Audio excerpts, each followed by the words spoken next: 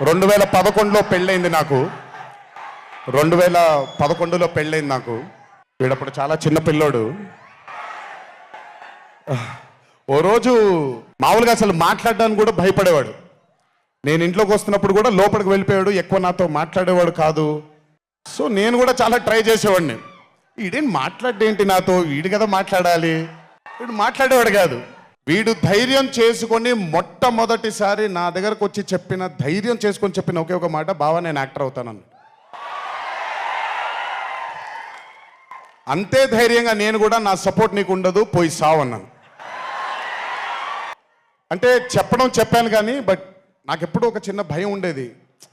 Acting అంటున్నాడు, సడన్గా ఇంట్లో నుంచి ఒక 4-5 మధ్యలో ఉండే వ్యక్తి ఈరోజు అందరి ముందుకి ఎక్స్పోజ్ అవ్వబోతున్నాడు, ఎలా ఉండబోతుంది తన కెరియర్ అని ఓ భయం ఎప్పుడు ఉండేది నాకు.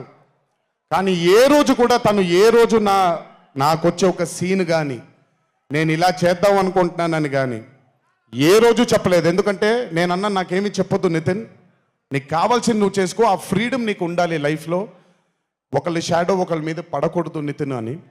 తను ఏ రోజు నన్ను ఎప్పుడూ అడగలేదేది, తను చేసుకుంటూ వెళ్ళాడు. ఈరోజు చాలా గర్వంగా ఉంది తను చూసి.